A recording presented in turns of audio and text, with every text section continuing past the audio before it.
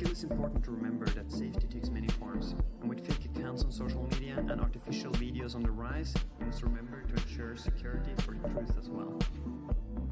Increasing Arctic tensions demand robust cybersecurity. Misinterpreted signals could escalate already fragile situations.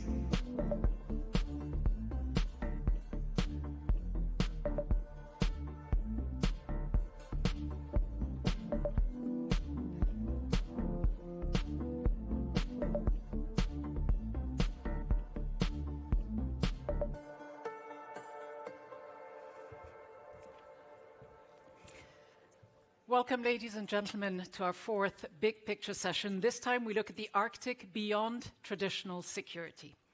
Now, the Arctic, once a bastion of geopolitical stability, is at the front line of a new kind of warfare, one that doesn't rely on traditional military might, but on the more insidious spread of disinformation, cyber attacks, and economic coercion.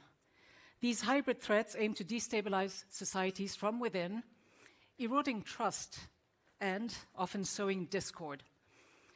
In regions like the Arctic, where the illusion of low tension may persist, is there a danger in underestimating these unconventional attacks?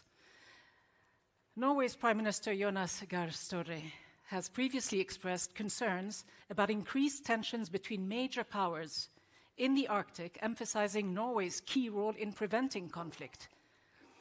But can conflict be prevented? Because the question remains, is the region adequately prepared to counter these multifaceted threats, or is it clinging to outdated notions of security and mechanisms? Just how much of a priority is Arctic security in this non-traditional sense for the region's governments? Here's how Norway's Prime Minister sees it. 20 years ago, in 2005, as Foreign Minister in the incoming government, I defined on behalf of the government that the High North would be Norway's most important strategic priority.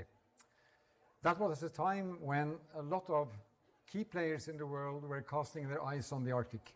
And we in Norway, living here, said that we need to be in advance on new ideas, in understanding what was happening ecologically, in terms of natural resources, in terms of melting ice and transport, and in terms of geopolitics.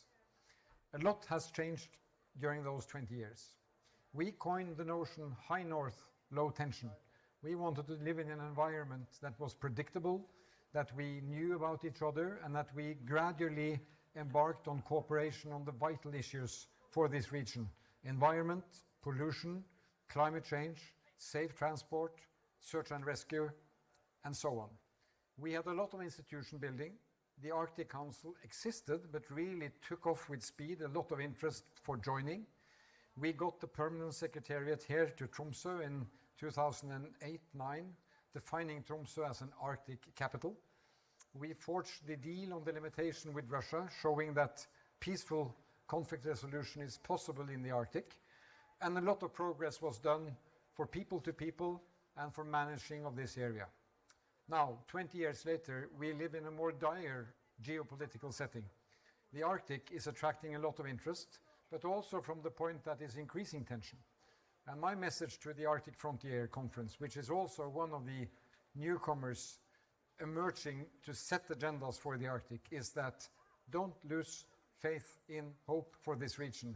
Don't lose the instinct of coming up with new ideas on how to manage this enormous environment with so great stakes for humanity.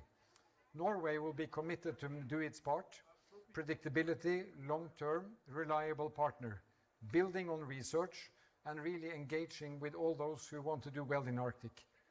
At the same time, we have to take into consideration that there is a geopolitical situation. We need to defend our territory, keep our water safe, and cooperate with our partners.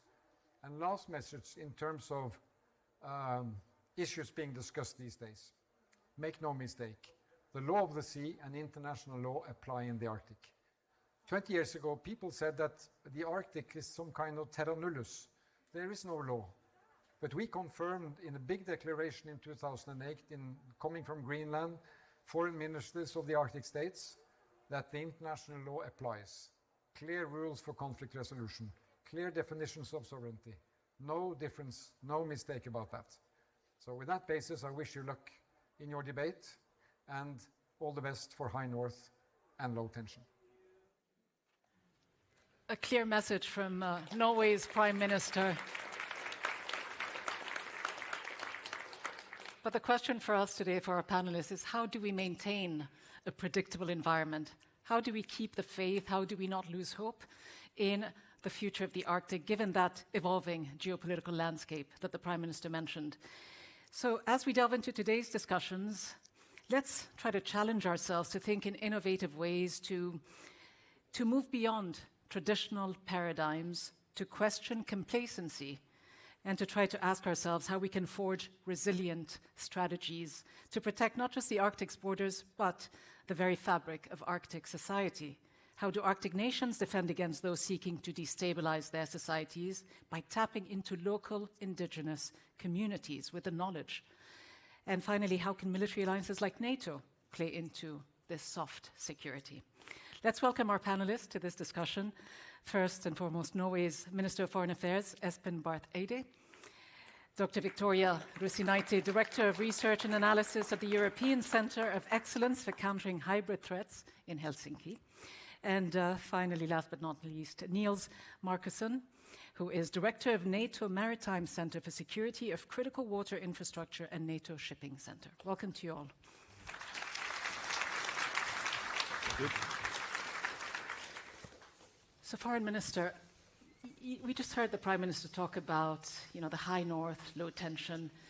To what extent is this something that we still see today, if we're being completely honest with ourselves? Does it still exist? I mean, can there be a semblance of normalcy? So it's still a goal to maintain it that way, to make sure that there is awareness, attention, there's important things going on, the Arctic is changing, but to prevent it from becoming a source of conflict. And that, I think that's still within the realm of the possible, that I don't really see any intra-Arctic reasons of conflict.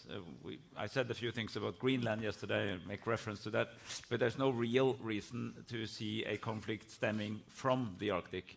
However, geopolitics are getting more difficult. The likelihood of a large-scale war, to be frank, is higher than it has been for many years. And if that happens, the Arctic will be one of the key theaters, because just not far from here is where Russia has its most important second strike nuclear capabilities, which are submarine-based, in the Kola Peninsula and hiding under the ice, where there is still ice and so on. And we know, from military theory and classical security thinking that this will be important. So a conflict stemming from elsewhere might have an Arctic dimension, and that's something we have to prepare for. And from elsewhere, but well, which is not originated. What about from within, though? Because from elsewhere, we often talk about the threats, right, lurking in the horizon, whether it's well, lurking. We have a war in Europe, and it's a war between Russia and Ukraine. And whether it's the Russian threat or the Chinese, but what about the potential of an American threat, shall we say? You alluded to Greenland, and in the last 24 hours, there's been even more discussion about boots on the ground. This time, the French saying that they are seriously considering sending troops to Greenland to counter Trump's threats of annexation. I mean, it seems like NATO on NATO here, allies almost fighting each other. I do not think that we should interpret President Macron's suggestion that it should be there to defend against America. I think it is rather, as also the Danish government has done over the last days, to have a higher military presence to deal with the problems, which has led Trump to say that he wants to be in Greenland. Because there is more presence of other actors, to put it that way, in the Arctic, and you can solve that in NATO by building on the fact that this is neither it's a lawless room nor it's a security vacuum. It's part of NATO territory, so allies can come together if the Kingdom of Denmark so wants, because they of course would need to ask for it, and so far they haven't. But if they did, you could strengthen the NATO presence as part of normal NATO activity. So that's the way I read, rather than saying that we're, there have been wars between America and France, but that's some 100 years ago, and I don't think we're heading. I mean, I have bigger concerns on my watch list than that one. Yeah. Thank you, Ambassador. You agree? Brigitte agree. But what does it do to NATO's united front? Is this the correct reading of your president? Yeah, thank you. Okay. So I have a qualified... Okay. Niels, what does it do to NATO's united front when you've got NATO allies almost turning on each other? Yeah, no, It's not a very good look. No, it's difficult for me to talk about. I'm military. I'm at the military level, but I think these are questions that are at the political level. I just have to say that at the military level where I am, that there's no problems. We stand together. We work together. There's nothing changed there. The rest will be political rhetoric and a discussion at the political level. And when it comes to decisions in that area, it will be a political decision. So, if I may say, listen to this, because 75 years of togetherness in NATO has built a very strong military culture. Where everybody on a certain level knows each other because they've been to exercises and seminars, and that is a very solid buffer. The military diplomacy that an alliance that NATO makes. But to another important question, just how solid is this military buffer? Because, for example, countries like Norway's are enhancing their military safeguards. I mean, I know that by the end of the decade, Norway would have spent 3% of its GDP on defense.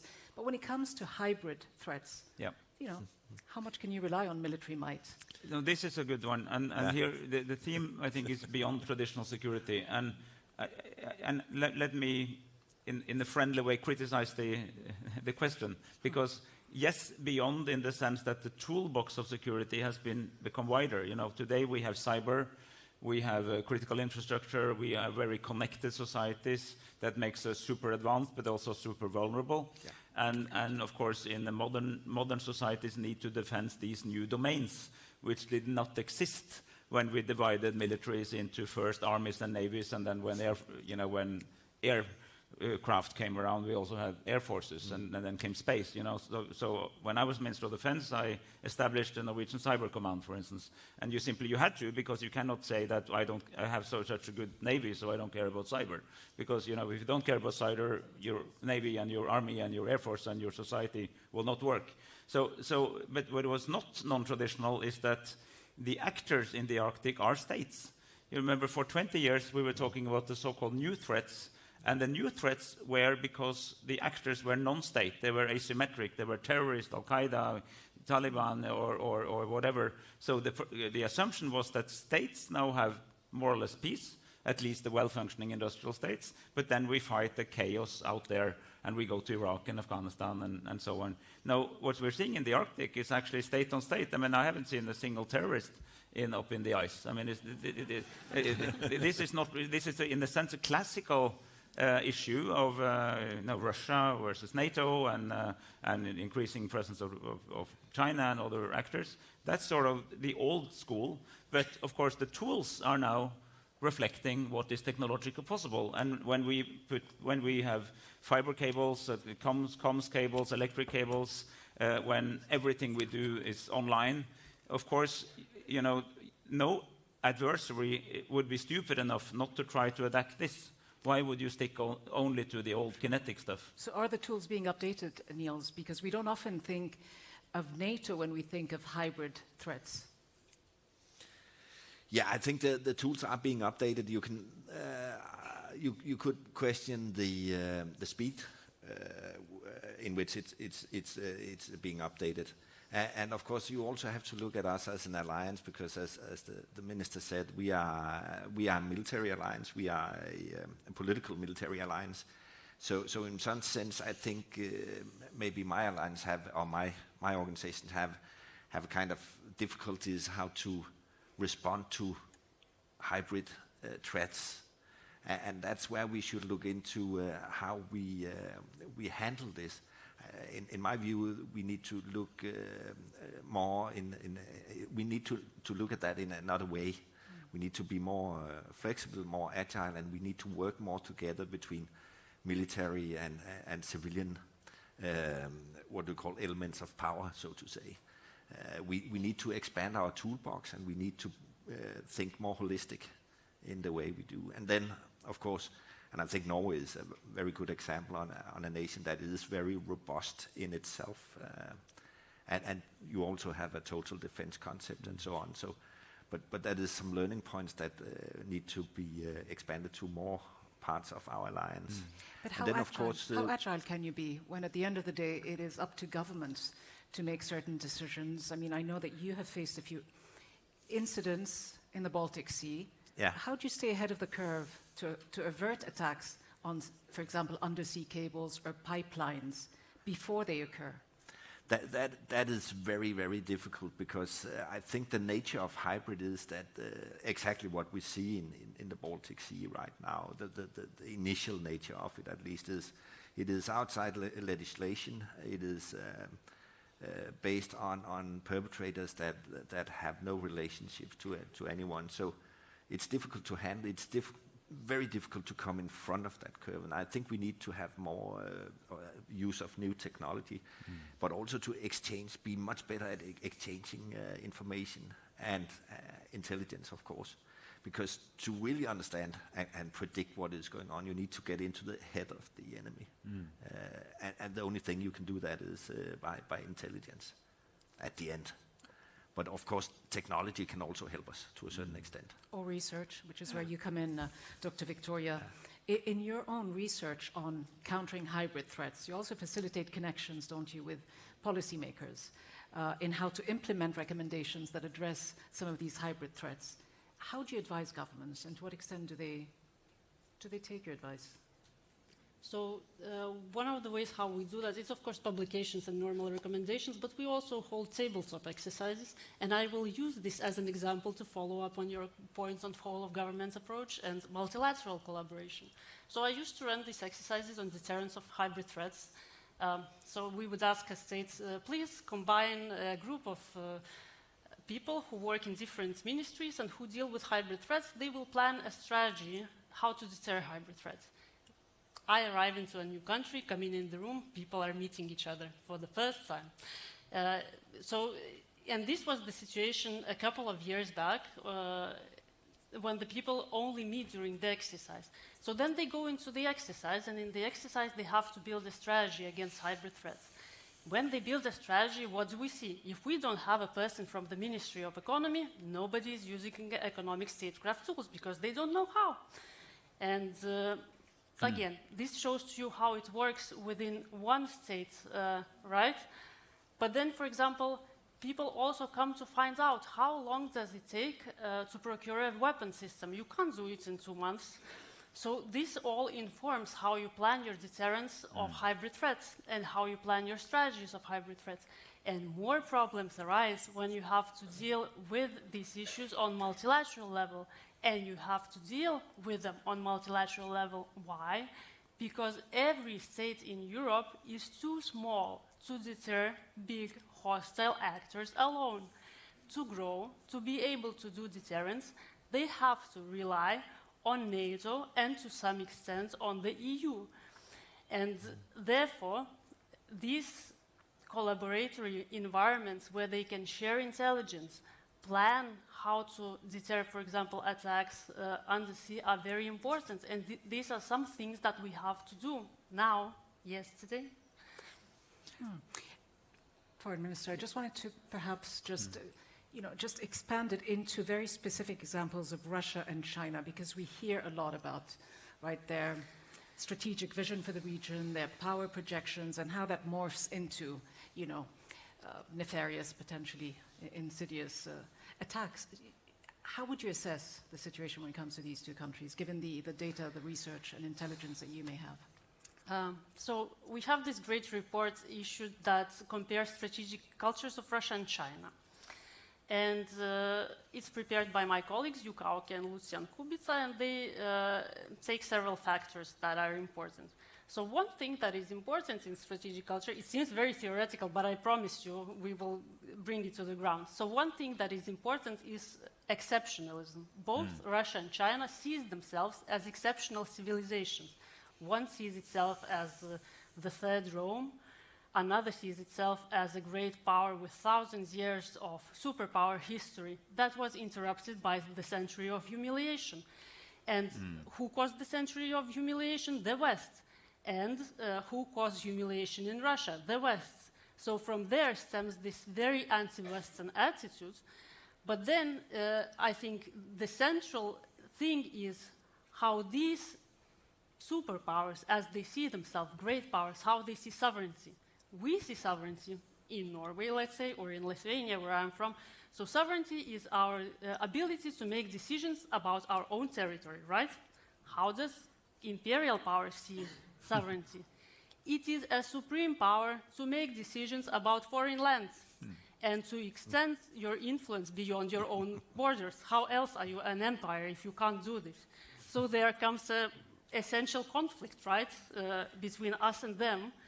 And therefore, for example, in the Arctic, of what we see, if Russia wants to build a Northern Sea route and wants to reserve it to themselves, they use this understanding of sovereignty. And this understanding of sovereignty also informs how China does things in the Arctic.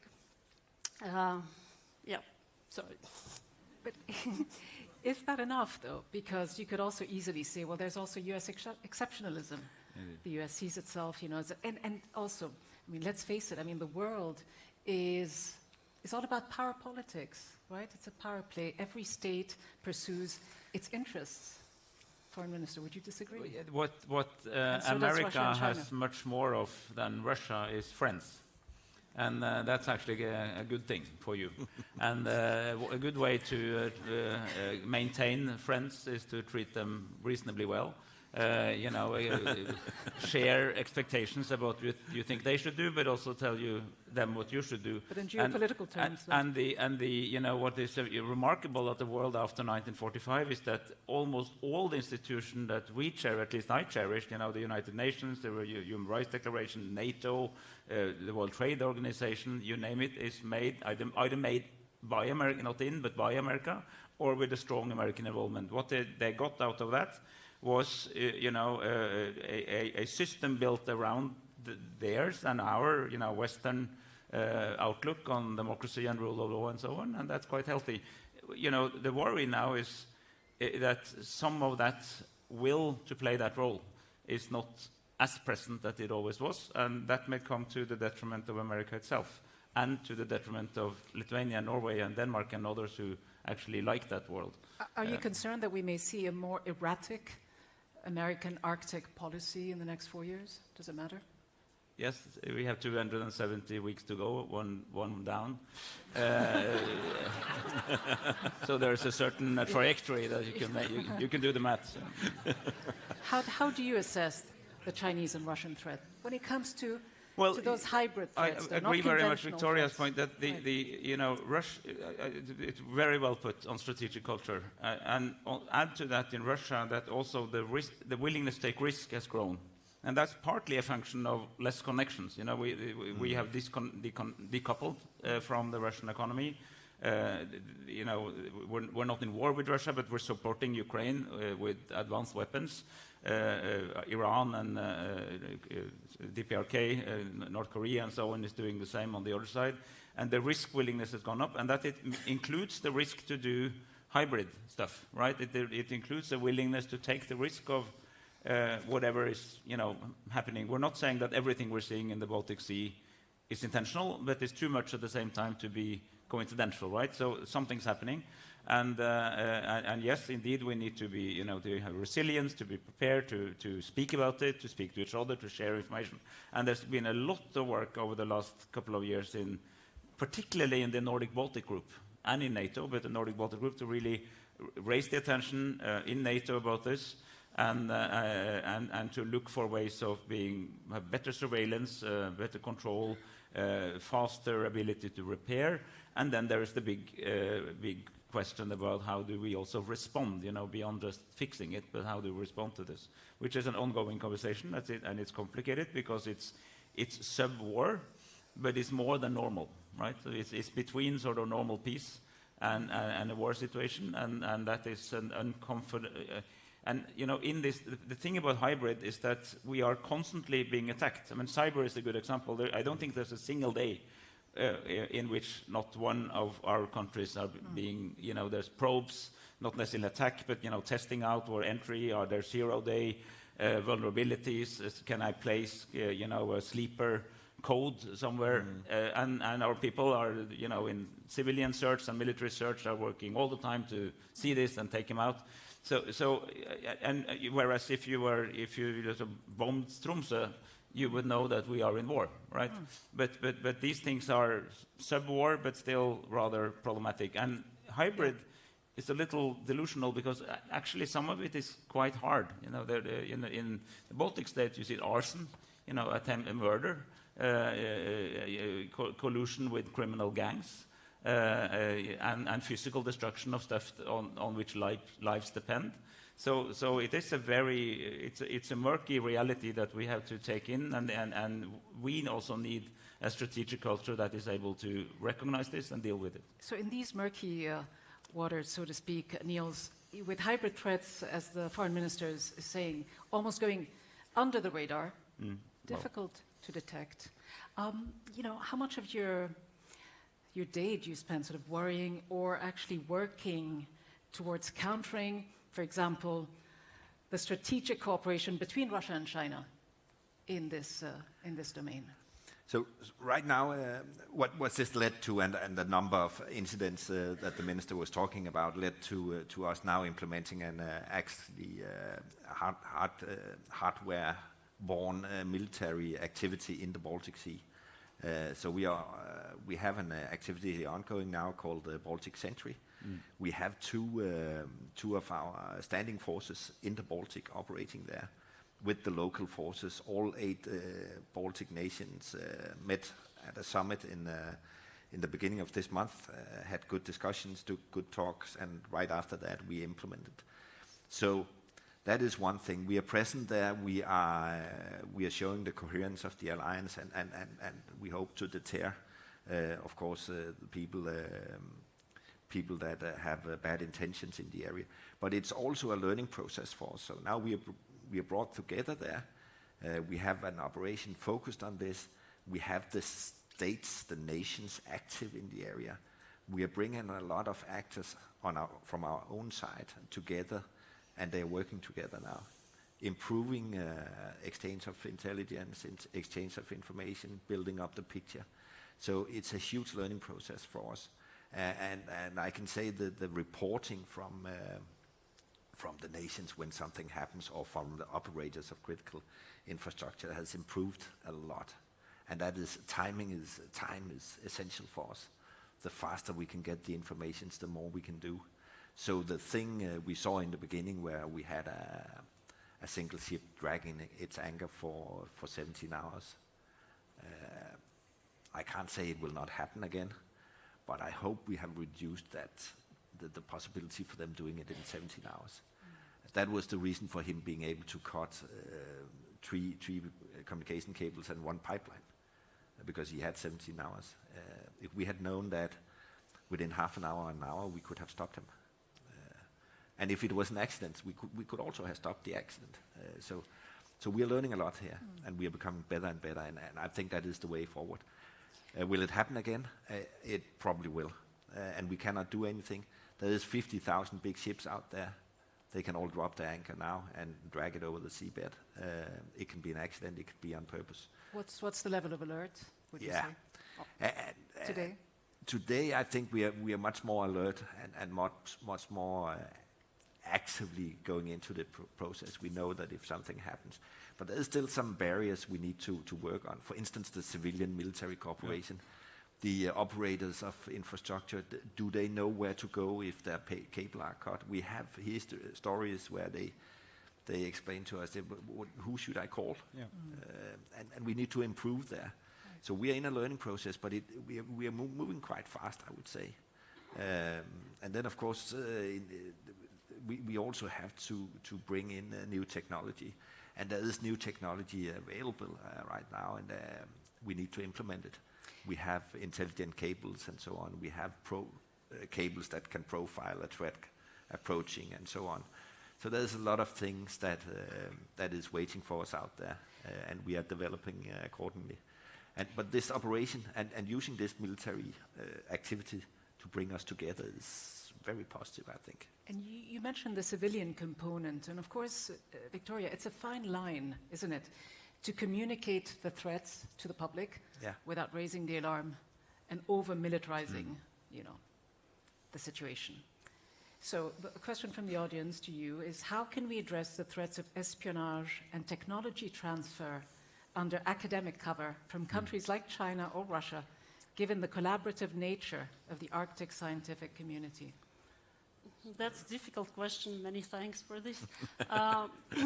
European Union has focused extensively throughout 2024 on research security. So there is, I think, a set of tools that includes checking the background, for example, of the students and ensuring that the data stays within research institutions. But I think the problem is, broader problem, is the Chinese policy of civil-military fusion. So if you're aware of that, so China has this policy where it shares its research freely with its military branches, and therefore any research that Chinese students have access to has potential to end up in Chinese military. So just for general awareness. A month ago, we launched a new directorate here in Norway called DEXA, which is a directorate for sanctions and export control. And this is a function that used to be inside my ministry as a part of our function. We now have a separate directorate to professionalize that even more. And this is exactly to give advice, but also to follow what's happening in these areas. Because, if you build missiles, you know that you're in the military domain. You know you need export control. There's a no-brainer, right? But if you are an academic at a university doing normal academic research, and then you have, a clever Iranian student, and then there might be question around that, and that's much more complicated. And this directorate is part of the response to that, because this has become more of an issue over the last days. And I would like also to add to the entry point. If an actor that want to undermine our country's sovereignty and ability to make decisions, they would typically enter into something civilian, then power supply or communication systems or water supply or information space or manipulation, election meddling, which means that the people who run these things need to be aware that they have a critical security function. And we are now, and I think it's true for all our countries, that we are now designing explicitly this and this is a critical security function, and you have certain responsibilities to protect, prepare, report, and exactly to know the number on speed dial. Here's the one to call. But does it end up leading to a fortress mentality? Well, I mean, there's the eternal balance in open societies between security and freedom. We want to be free, open societies because that's the quality we have. So you will never be 100% secure, because if you try to be 100% secure, then freedom is gone. And on the other hand, if it's total laissez-faire, somebody will take that freedom away from you. As the Finns say, every country has an army, either your own or another one. So, But how do you keep an eye, though, on all of these things at once? Of course, surveillance and understanding these things are very important, and I think maybe that is also where we're looking now a little more, trying to look a little more holistic on the threats against us. In the military side, we are challenged by understanding these non-military threats, but we need to bring it into the big picture we have of what is going on, because even though we could foresee the hybrid side of this continuing, hybrid will also be a precursor for real war. Yeah. So that is why we need to be aware of what is going on. And critical infrastructure is a tool, or is a thing that is easy to attack. And if we again move back to the high north, to the Arctic, we have a number of isolated societies up here that are very dependent on a very fragile infrastructure sometimes. So bring it up here, this will be the precursor for something. It could be, at least. Do you foresee the possibility of military conflict in the Arctic? Could there be a Russian surprise? Could there be some kind of miscalculation that could lead to a hot war? I mean, if people like myself and the defense minister did not think of that, I mean, we wouldn't do our job.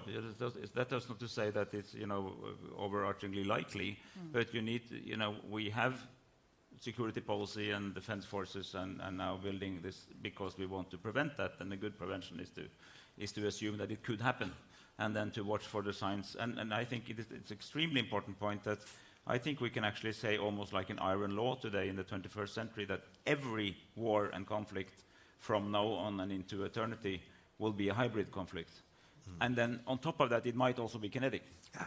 But it will not necessarily be kinetic. It depends where we end it. But nobody would, a war that only involves traditional military capacities is impossible to imagine these days. And I think that's really important to understand.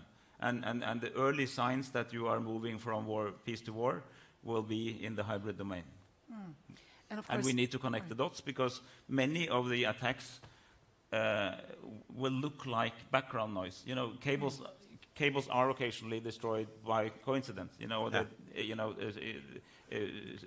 Electronics do not always work. Look at your own computer; that might sometimes it stops by itself. It's not that everything that goes wrong is intentional, but connecting the dots, and see this is more than the background noise. It's incredibly important. So how do you get over the background noise, Victoria? How do you connect these dots if it is individuals in all of these relevant countries and not necessarily soldiers or traditional armies that are going to be the ones sort of at the front line? And especially, I would say, with the variation in the way of thinking, right? In Scandinavian countries, we were talking about this earlier, you've got more of a mindset of total preparedness. We're all in this together, but it may vary across different countries. How would you see the individual component? I think that's a great question. And I will move a bit forward from individual components back into the understanding your hostile actor. So it is incredibly important to understand your hostile actor and look at it with humility to be able to understand what the hostile actor is doing. I continue ranting about these exercises, but hear me out. So I ask people, could you please set a goal against your hostile actor? And some of the goals that I've seen, but also some of the goals that I've heard in discussions is we should return back to normal with Russia.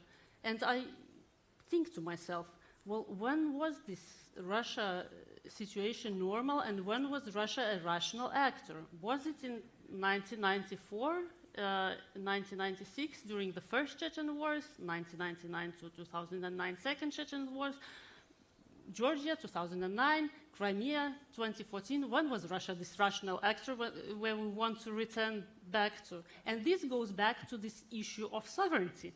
Because if we are blind to this issue of sovereignty and how empires see sovereignty, if we tend to think that empires think the same way as us, if we are full of this arrogance that we impose our image on themselves, we're not able to see what they're doing, and we have to see what they're doing to be able to understand it, acknowledge it, and then take measures. Because if we think that this is some temporary temporary cloud that clouds the rationality of Russia, I don't think this is viable strategy to go forward. So, individuals are important, but they're just part of this big picture. And to be able to understand this big picture, we have to look truth into the eye and have humility to recognize it. And look at governments, I suppose, to really, be honest with people in communicating the threats and making sure that you've got the right resilience and organization, mobilization. Invest in resilience, redundance, awareness, connecting the different, services, internal and external services much better, and also with the critical infrastructure, also on the civilian side. These are extremely important protective measures. But I want to return to, the starting point that we're at Arctic frontiers. The good news about the Arctic is actually really good news. There is no really contested space. You know, we settled it, and Støre was saying that you know, literally every single inch of territory belongs to a state, and these states work. There are no failed states in the Arctic. They're all well-functioning, organized states with command and control. Even Russia, I mean, there is command and control. It means that it's not chaos. And of course, all the 7 other NATO countries. And you know, typically these days, I think the most dangerous places are those that are unsettled, where there is contested. You know, where if you are around the Western Balkans, if you are, you know, Georgia, prior to the war, Ukraine, Moldova, you know, these places that hasn't, you know, perceptionally hasn't really landed. That's where you should watch particularly closely. Not, you know, for instance, the Russian-Norwegian border, which has been stable for all these years, and when everybody knows that we're in NATO, and here it starts, you know, which is, you know, so clarity helps you preserve peace. So when we see these other activities, I don't think you know, as of now, I don't think it's a precursor to a more violent war. I think this is rather an attempt to reduce the appetite for helping Ukraine. So it's about Ukraine, not about, you know, an expansion as of now, thankfully, into Baltic states. But if the Baltic states had not joined NATO, I would be much more worried for you. Foreign Minister. Yeah, you do even more, I guess. Well, you say that nowhere is contested in the Arctic, that there is clarity. But is there long-term clarity? Because again, I'll bring it back to Greenland if I can, just briefly. But would a US move against Greenland be considered a casus belli for a unified European military response, accelerating the push for European defense system and force that could be independent of NATO? What would happen? And it's a great question that I'm sure there's a lot of academics who'd love to comment. You know, what would happen if? But as a leading official, what I would say rather is that borders have to be sacrosanct. It's the foundation of international law. Is that we start by saying I respect your border, your sovereignty, you respect mine, and then we build a whole structure on top of that.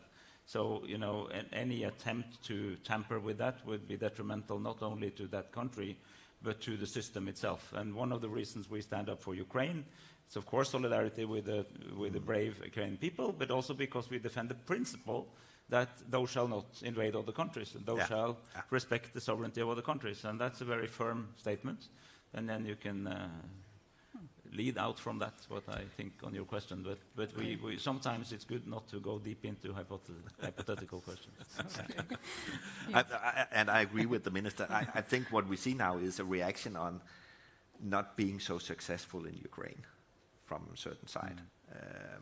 So there's no attempt to take over or attack Western Europe. As it is difficult to see.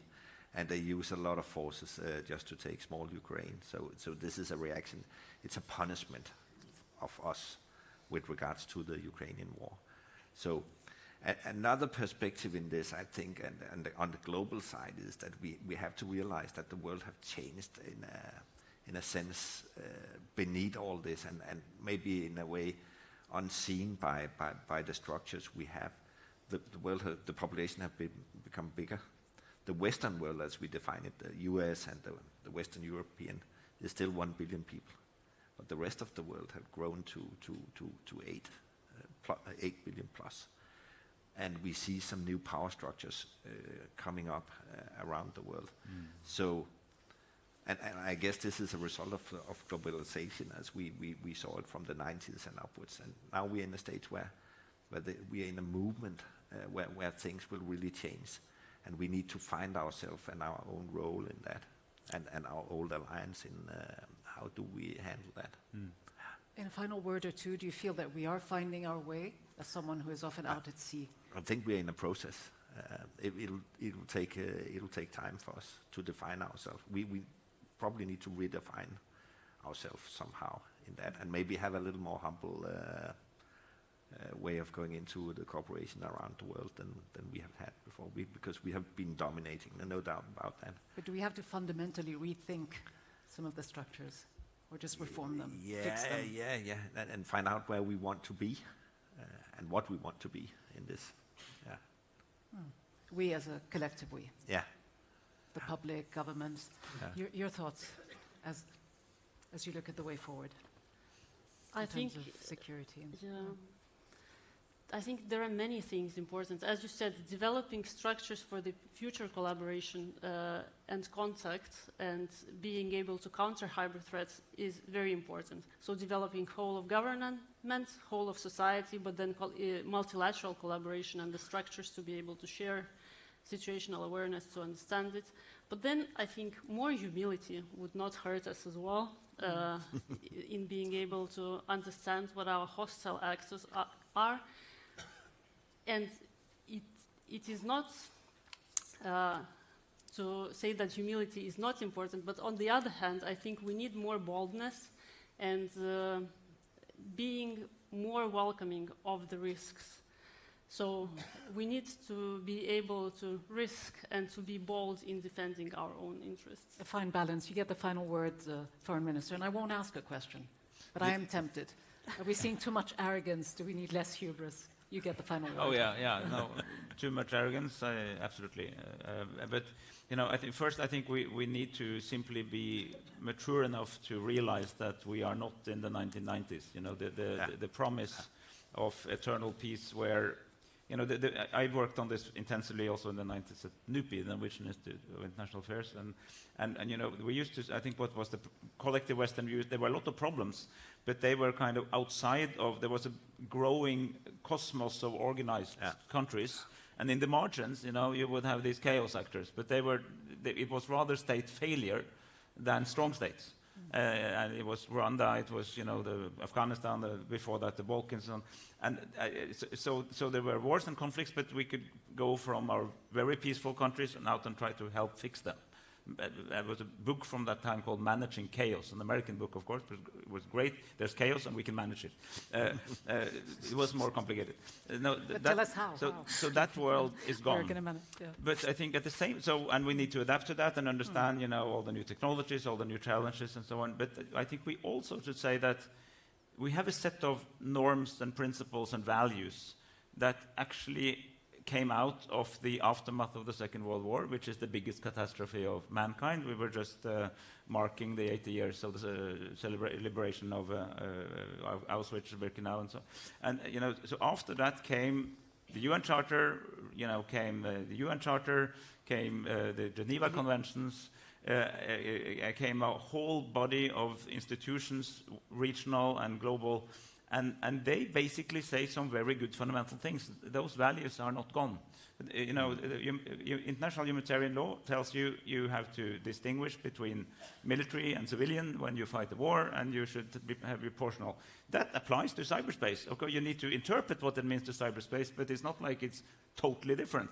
How do you do that in cyberspace? So, to go back to basics and see what wise people who became wise because they experienced the most horrible years on the planet, they actually have something to tell us. So rather than throw that away, take it back in and make a 21st century understanding of that. And a good place to start, of course, is in the Arctic. And let's hope we're still being wise. Thank you so much, Foreign Minister. Thank you very much, Marcus and Victoria.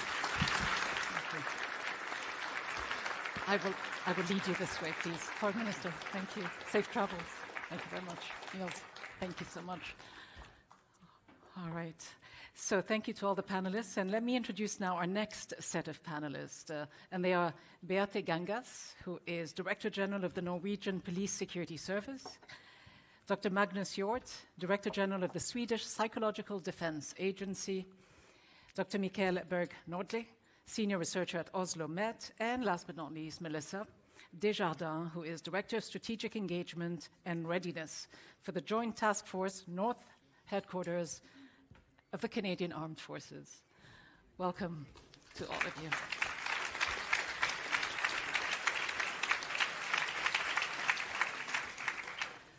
So perhaps I start with asking you what you have just made of what you just heard. Beate Gangas, to you first. I mean, tell us how you see the threat level situation in Norway, in the High North, and how the Norwegian Police Security Service is addressing hybrid threats on a practical level.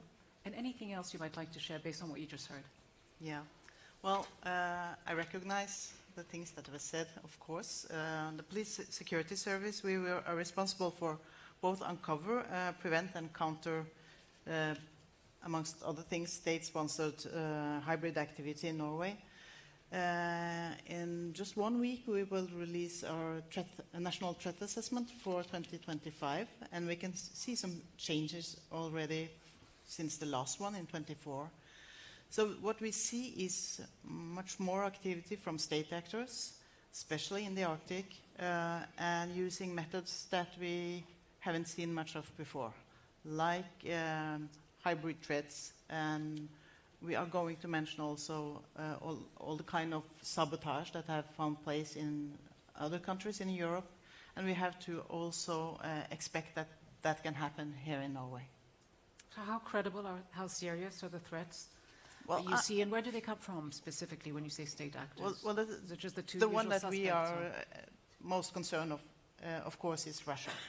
And we have seen in Europe there have been several incidents of all kinds of hybrid threats, including sabotage, arson, it was mentioned. Well, it's a whole range of activities. Actually, it's from propaganda and NATO. They can buy services from individuals, from criminals, to do everything from spreading news about anti-NATO campaign, or try to well, have some political influence, and up to arson and murder. So we really have to be aware, also here in Norway, both the activity that will prepare for doing these things and actually sabotage. Well, these activities obviously have a deep societal impact, don't they, Dr. Hjort? Your work is focused on countering malign foreign influence and strengthening societal resilience. What does psychological defense in Sweden look like? Well, we define it as our collective ability in society to defend ourselves, defend our democracies against foreign information manipulation and interference, FIMI as it's called in the European Union, but also to build resilience within the whole population to be able to defend our country should there be a war in the future. So it's very much about creating an awareness of the situation. We do threat assessments, but we also build resilience. We have training courses, we fund research, we have a lot of seminars and lectures to raise awareness of what the current situation looks like, how is the modern information landscape built up, how do algorithms work, how do foreign adversaries try to influence the way we perceive reality, our opinion making, our decision making, etc. So who are your key partners, and who benefits from all of this data and research? Well, of course, we work both in Sweden, but we also work bilaterally. But we also, of course, work in the European Union context. We have secondments in Brussels since quite a few years now. We have a secondment in the NATO headquarters in Brussels since 1st of September, which is a consequence of our recent NATO membership, of course.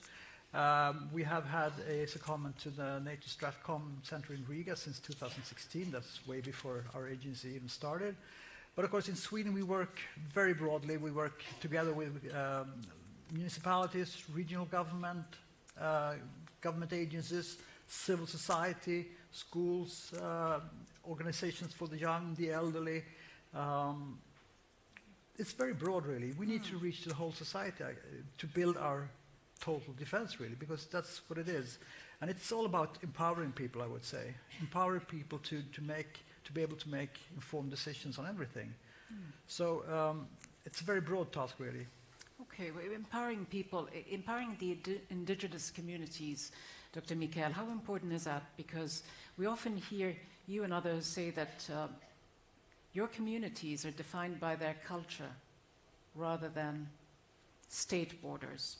I wonder how that fits within the security theme, how, culture for the indigenous people as a security issue ties in with the state's national security. Well, indigenous peoples obviously have different kinds of security interests, and some are quite recognizable. For example, at a basic level, also indigenous populations have an interest in their countries not being invaded. They have an interest in keeping peace and contributing to their state's defenses in that sense. From the Sami perspective, I think we have learned something from history in this regard, because during the World War II, most of our core territories, central territories, were destroyed. Many of us became refugees. So I think we have all learned during our historical experience that also traditional security is of importance and something we should contribute to. But you want me to talk about cultural security, and that is also very important, because as we usually say, there are two kinds of nations in the world, those that have states and those who don't have states. And this impacts how we should think about national security for these two kinds of people. Now, nations that have states, they are defined by their borders, and they are protected. They exist as long as they have their sovereignty and their borders. Their borders are defended by militaries and other security agencies. For indigenous peoples, it's a bit different, because and other stateless nations, they're obviously not defined by borders or sovereignty, because they don't have that. There's something else that defines them, and that is culture. Stateless nations exist as long as they have culture that sets them apart from the other citizens of the states they live in, like language or traditional industries and the natural resources that these industries are based on. So the protection of these things becomes, in fact, a security issue. These are the things that keep the stateless nations existing. And threats against these things are threats against the security. So I guess you could say at the end of the day that nation-states are protected by the military and the security agencies, but stateless nations are protected by people practicing their culture. So how important is it for states and indigenous communities to work together to build security and safety in their within a state, within a certain community? I mean, how can they enhance each other's security? Well, we can get to that also, but there is also another issue here which has to do with internal conflicts. We were talking about earlier, before the meeting, before this meeting, about destabilization and how conflicts can destabilize states and be used to drive a wedge in by foreign powers. So I think it is important to understand some dynamics here. For example, when we have conflicts that threaten the culture of indigenous people, these aren't soft issues for indigenous people. These aren't special interests. These are security interests, and can, from the other side of the table, be treated as such. And particularly when indigenous rights are on the table, because minorities are protected by rights. Minority culture is protected by rights. So the rule of law becomes important in itself. It becomes a security issue. So this is something that needs to be understood from the other side of the table as well. That this is the reason that these conflicts can spin out of control and become quite difficult to solve, as we have seen during the last years also in Norway. I suppose I just wanted to get to the idea of collaboration and how important this synergy is. The work that can be done between the communities, the indigenous communities, and state authorities, right, in enhancing the level of security. But you mentioned something important, which is how when states upgrade their military infrastructure in the Arctic, quite often it comes into conflict with indigenous rights. But it's a catch-22, isn't it? Well, yeah, this could be sort of a double bind, because from an indigenous perspective, the culture needs to be preserved, but we also need to have military protection of the areas where we live, because due to foreign threats. So, but when areas are militarized, set apart from military usage, this could lead to alienation of lands that are important for indigenous economies, and this could have other devastating effects for indigenous cultures. So you can end up in a sort of double bind situation, where the measures taken to protect the territory and also the indigenous people living there come in conflict with the continued existence of indigenous culture. Now, this is not an insurmountable challenge.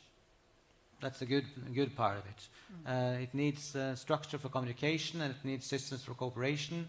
But in the end of the day, it's possible for both of these things to be done at the same time, and they may even help each other out, because the indigenous populations have some competences which could be of use for the military structures, and also the military structures have some technologies and tools that can be helpful for the indigenous populations. So we could have good dynamics and we could have bad dynamics here. And that all has to do with how it's dealt with. Right, and how does the picture look in Canada, Captain Desjardins?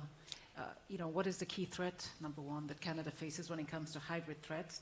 And how do you utilize every tool in the toolbox, including, not a tool, but human capacity as well, and local knowledge?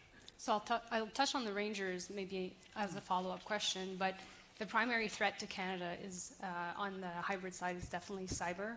And the cyber threat to Canada is becoming more complex and sophisticated, and it's threatening the national security and the economic prosperity. And as a nation with a significant global presence, Canada is a valuable target for cyber criminals looking to make a profit and state adversaries aiming to disrupt the system that we rely on. In the last 2 years, we have witnessed a sharp increase in both the number and severity of cyber attacks, which target our essential services. And actors outside of our borders are also attempting to influence public opinion and intimidate our population through coordinated cyber campaigns. So related to China, PRC's expansive and aggressive cyber program presents the most sophisticated and active state cyber threat to Canada. The PRC conducts cyber operations against Canadian interests to serve high-level political and commercial objectives, including espionage, intellectual property theft, malign influence, and transnational repression. And amongst our adversaries, the PRC cyber program's scale, tradecraft, and ambitions in cyberspace are second to none. So basically, they acquire information from the adverse strategic, economic, and diplomatic interests, and that gives PRC government an advantage in China, Canada, bilateral relation, and commercial matters. Just recently, in October, the Cyber Center released an urgent alert regarding a surge in widespread reconnaissance scanning activity targeting Canadian organizations, particularly those with critical infrastructure, and the marine sector is included in this. And this is alarmingly dangerous in places like the Canadian North, where often there's a lack of redundancy, and especially related to critical infrastructure like roads and airports, communication and banking. So basically, a unique cyber challenge to the North is that we have limited resources for personnel and cybersecurity infrastructure. We have extreme cold, and it's challenging to get to some of these sites where there's industrial control systems, and there's poor internet connections in a lot of these remote communities. And lastly, many of the communities also rely on diesel generators for their electricity and their power. So then how do you make up for this, for the limited resources, the limited infrastructure, the lack of infrastructure in many of these remote areas? We spoke earlier, and you said in many ways, you have to rely on the indigenous communities in some of these areas, that they are your eyes and ears. So how exactly do you rely on them? Right, so just to situate the estimate, so half of Canada lies north of 60, and it is only populated by 0.3% of the population. So the Rangers, they provide a viable military presence in isolated coastal and northern communities. In over 65 years, they've continued to serve the military, and they're the eyes, the ears, and the voice. And they're a subcomponent of the Canadian Army, and they work in remote and isolated coastal regions of Canada. They provide light-equipped and self-sufficient mobile forces that support the Canadian Armed Forces and our national security and public operations. The North has approximately 1,600 Rangers, and they are in 64 communities across the North. And any patrol ranges between 8 and 44 members. And the Rangers are community members, and there's generational depth in the Rangers, and most have lived there their entire life. And 85% of them are Indigenous, and 15% are non-Indigenous. So in remote locations, they report unusual activity, and they collect data important to the Canadian Armed Forces, and they conduct surveillance and sovereignty patrols when they're needed. So they're very useful and are very trusted members of the community. But do you feel, just based on your experience of being in that region, do you feel like you've got the situation under control? Do you feel like there needs to be more collaboration? Like, how do you cut through all of these, unknowns and difficult to point out situations? So I think we've talked about collaboration a lot and trust, and I think what is necessary in remote communities and places where you have dispersed population, it really requires a whole of government approach, a whole of society approach, and definitely collaboration when it comes to all agencies and international agencies and alliances like NATO, because not one organization can do it alone. I wonder, speaking of relying on so many different tools and mechanisms, Beate Gangas, is there a fear that, for example, in raising the public's preparedness, that you could also be then leading to an over-securitization of a certain area of society and unnecessary tensions and anxiety? How do you lessen these? How do you make your presence in a way less visible, while visible enough to give people the sense of security that they need? Yeah, I How do have you strike heard that people balance? say that we will be most secure if we don't see you. But I don't think that that's the most important part of our work, because it's like an ecosystem, actually. If we get information, which we get from our partners, national partners, international partners, from the public, from our own methods, then we know more about our adversaries. Then we know more about the state actors, how they react. Then we can inform people, then we can give out facts, like they do in Sweden, in order to people to be able to protect themselves, to be aware. And raise awareness, also give us more information, so we will learn more. So it's kind of a system that we have to maintain. And our goal is not to scare people or to only bring fright into the society, but it's to make us safer. To make a safe society, we need facts, we need to do the right things in order to protect ourselves. But we need cooperation, and in these matters that we have talked about, with these kind of hybrid threats and other, means that we haven't seen much of in decades, then we have to see it from different angles. So in Norway, we have put up some, let's say, coordination units mechanism in order to have a good cooperation between the police security service, the foreign intelligence service, the preventive service, the police. So together we can build this picture that are as close as possible to reality. And some of the really important things that we have to do when we have reported incidents that could be, is this intentional from a state actor? Is it ordinary criminal activity, or is it an accident? The faster we can get knowledge and take down threats, it's also really important to communicate that, so people can see after the right thing, and it's not a goal only to alert, to scare people. Right. It's really to make a safe community that it's is not just people seeing you in uniform, but also seeing all the surveillance cameras, which I don't know to what extent they exist in some of these areas. A lot of our methods, you don't see them, so it's covered. But sometimes you also should have police visible in order to prevent. So the most important thing that we do is to prevent. And to prevent, we need knowledge and information. And we have to share that information. And I think that the more open we are with the things that we know, the more resilient the society will be. What are your thoughts? Yeah, can I just say I completely agree with you. I think an informed public is very good. And we want the public to be prepared, not scared. I mean, that's what we're here for. But does it still create a certain psychological impact? Well, it could. Communication is very important, the way you say things and the context, and you must be able to explain what you mean with some sentences, some statements you make, in order to not give false impressions. I mean, the war is not coming next week. That's not what we're saying. Sure. But we need to be prepared, not scared, but better be prepared, better informed. That's better. That's at least what we think.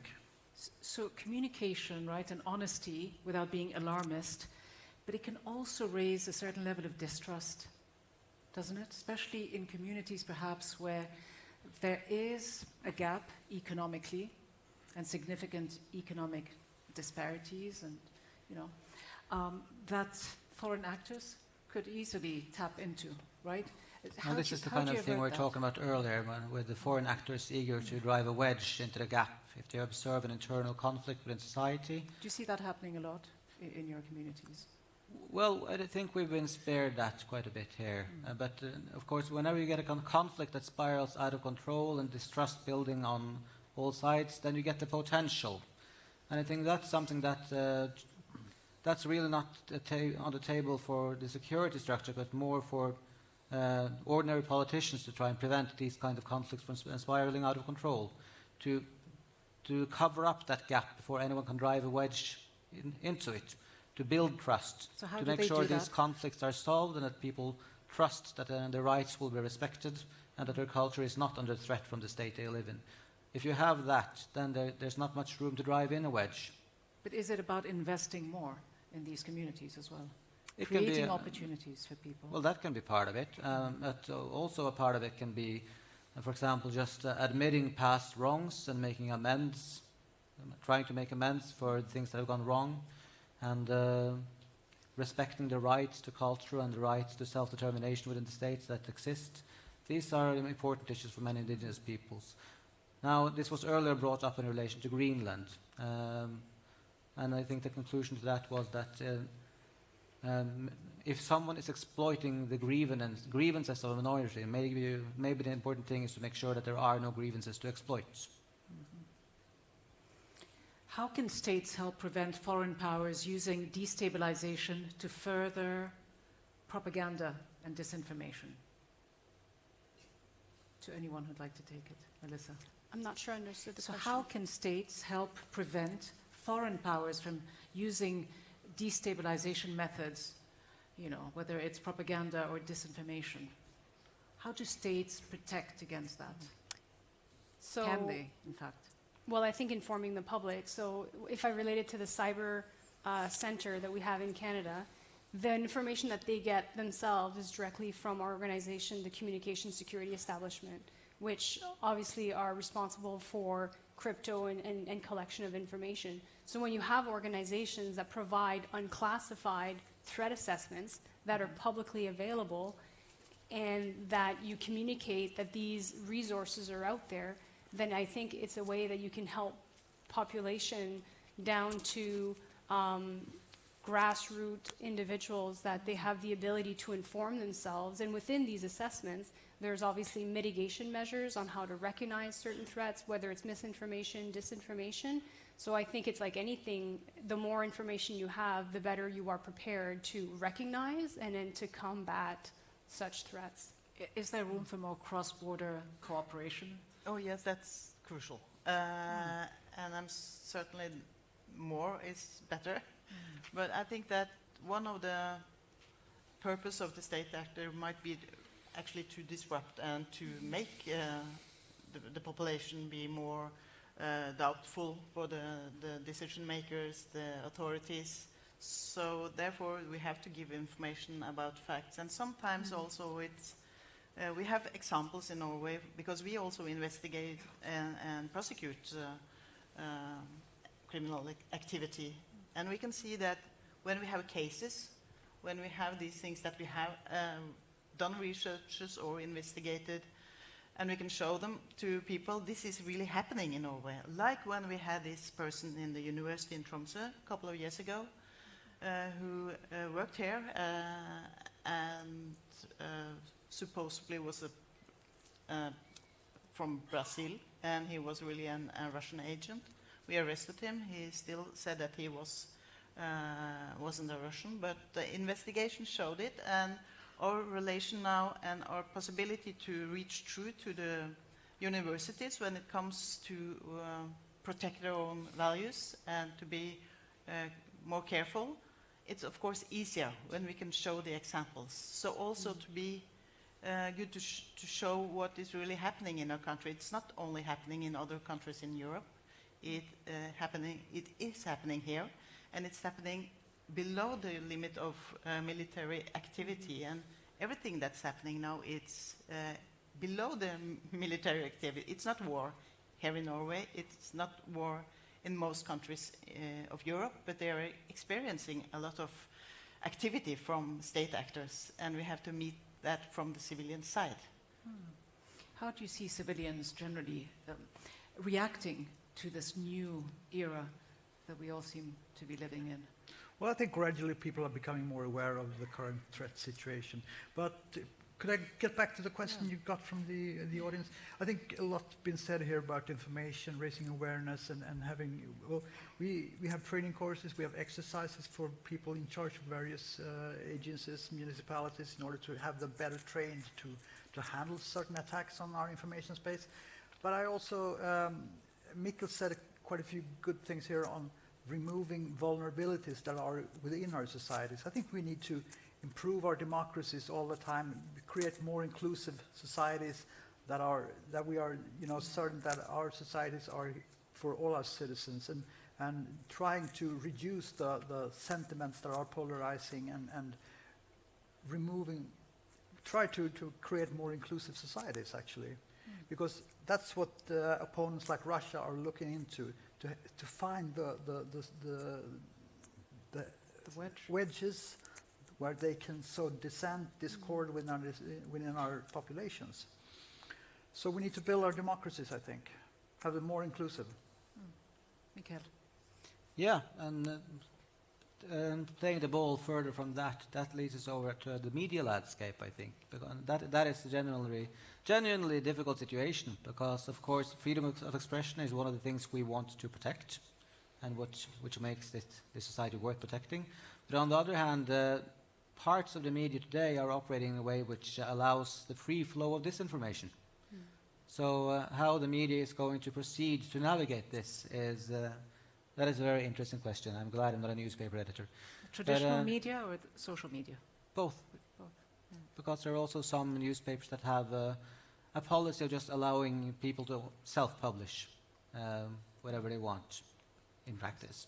So, and of course, this is a very good tool for spreading disinformation. So maybe the comeback of the active editor would be something that could help here. But again, that's a difficult balance to toe. Yep. When have we gone too far in the other direction?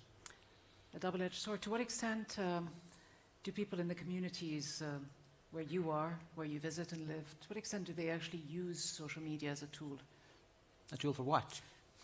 To communicate. Well, it's pretty essential.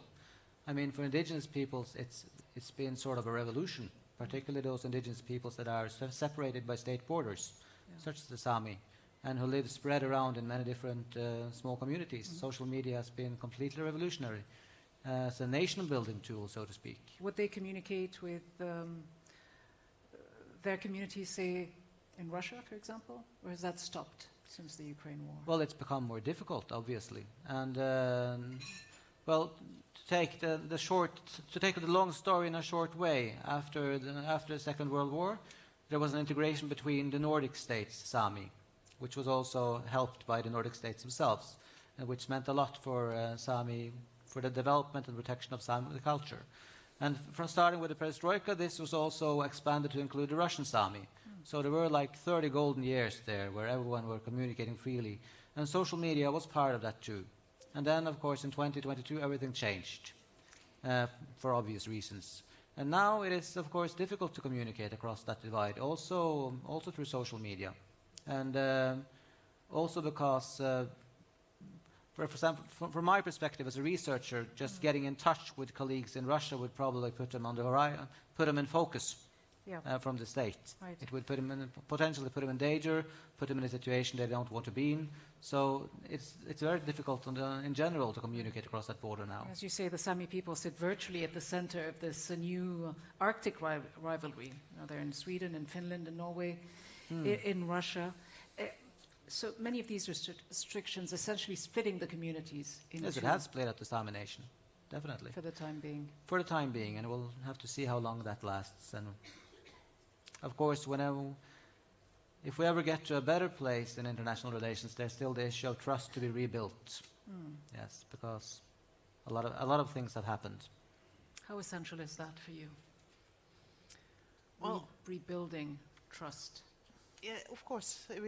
Well, that's one of the main tasks we have, is to help difference between what's right, what's a fact, and what's a fake. And I think that the way that state actors also use social media and other channels are really important. But then again, we have to communicate we have to cooperate, we have to communicate. And we can see how much effort state actors are putting into getting their agents into, like in the University of Tromsø, into the Arctic. So, of course, Arctic is an important area for them, and we have to be aware of that, and we have all the time to try to communicate as clear as and correct as possible in order to make people be able to make up their own mind. But it's challenging because it's massive, and the new tools also make it easier to spread information and false information quickly, and with photos, not only with words, with films. We have seen the activity when it comes to elections in different European countries. So it's massive, and we have to be prepared. Captain Desjardins, let me ask you about a point that Michael raised earlier. When you said that some of the big, powerful nations need to sometimes acknowledge, the historic wrongs that they have done to their indigenous communities. And so, without putting you on the spot, then maybe it's something that you cannot speak to, because I do remember you telling me nothing political, I know. But within the context of Canada, if you could remove your uniform for a second. I don't know, how important is it? On a person-to-person level, how important is it for governments like the Canadian to acknowledge the wrongs that have been made? So I think recently there's been a lot of reconciliation between the Canadian government and Indigenous populations. And I think they're constantly working to try to better that. And I know for the Canadian Armed Forces, specifically in the North, we have a really great relationship with Indigenous population. And something that I didn't mention earlier is that we regularly exercise throughout the year, in the winter and in the summer, in different areas of the North. And we encounter, Indigenous populations with all these exercises. And I think it's very important when we go to these places, we first advertise, we ask permission, and then we constantly communicate what the intent is, where we plan to exercise, and we get consent. And that is very important because obviously we want to make sure that we not only maintain, but build on relationships and perhaps build on the wrongs and try to do better moving in the future. And for the most part, just as an example, in a summer operation we did last summer, we had a circle with the elders, with all the military commanders and everybody running the operation that we took in from the southern of Canada to run the operation, to do presence and surveillance operation. And the feedback that we received from the elders was very positive. They're very appreciative when we come into the community, and that they respect the fact that we're there, because I think they're not ignorant to the fact that there's world conflict out there and they need the military to help protect their land and their borders. Dr. Hjort, your reaction, but also your final comments, your key takeaways. Well, speaking of historical wrongs, I mean, Sweden's last war was 211 years ago. It was against Norway. I'm very sorry for this. This is wrong. Perhaps on a more serious note, we were talking about trust. I think trust is of the essence. Trust is absolutely crucial. Sweden is known to be a high trust society. We pride ourselves in saying we have high trust. But in fact, trust is unevenly distributed within our society. We have areas of perhaps lower trust. Well, certain opinion polls show this, and I think we need to work on this. We need to. That's what I mean when I say we need to create a more inclusive society. We need to have a more trust society, evenly distributed, so that people trust in established media, trust in authority, but also we need to deliver. Do you believe there is sufficient investment in military resilience, or perhaps too much investment? Difficult to say. I mean, it's not about the military. This is about creating a society where we have democratic resilience, I would say. What would you say? Is there too much emphasis on security and militarization? How would you answer this question from the audience again? Is there sufficient investment in military resilience, or perhaps too much of it in the Arctic? Well, I think at least we can say that if we are to look at the facts at ground, we are living in a nature of militarization of the Arctic. That is something that is happening. And the relationship between the local indigenous communities and this new reality, the new military actors, is something that we have to do in a good way for the sake of both parties. And I think at least the way the Canadian situation is presented, that is something to aspire to.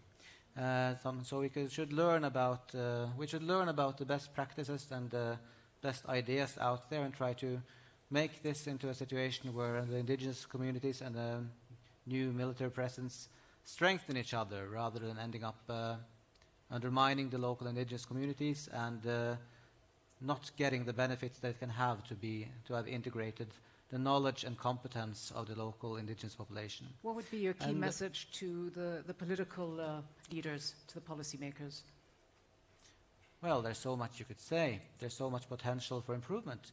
But one thing to say, at least, is that we've been talking a bit here about the potential for foreign actors to divide us and manipulate us and use our internal conflicts to do that. And, of course, the best remedy against this is to make sure there are no big conflicts, which entails taking each other seriously and making each other feel safe. And all the countries have a way to go here, also Norway. Also Norway, but not just Norway. In your final closing remarks, how do you echo the views that you've just heard from Mikael? I mean, we are living at a time when there's so much instability even in geopolitics, a lot of shifting dynamics, tensions currently between Canada and the United States. How important is it to keep our cool heads prevailing and conflict from ever erupting in order to move forward? How important is that to you? Well, if I could paraphrase, I would say unity of effort. Like I've mentioned earlier, I think a whole of government, whole of society, including everybody at the table to be able to come up with the solutions, and cooperation and collaboration with NATO and allies that have, similar mindsets and the similar goals of a more peaceful world. From the top down. Well, I can echo that. I think this is the time that we stand together, democratic nations, to protect the democracy, actually. So we have to stand together, we have to communicate, make the effort to build resilience and to cooperate. And of course, peace and stability does help everyone. Thank you so much for a wonderful discussion. Thank you. Thank you. Andreas.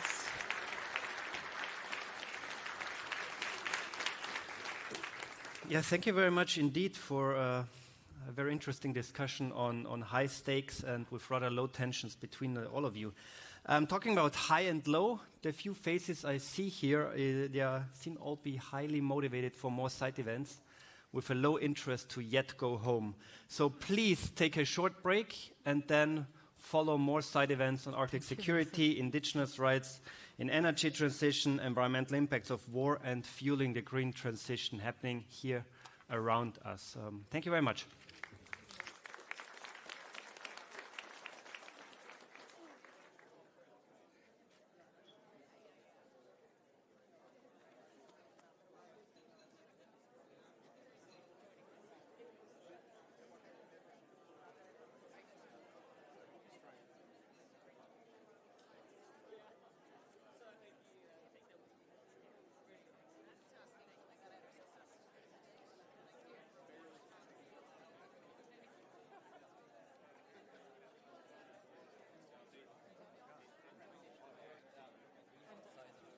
Am I not done? I think I'm done. I want to be done.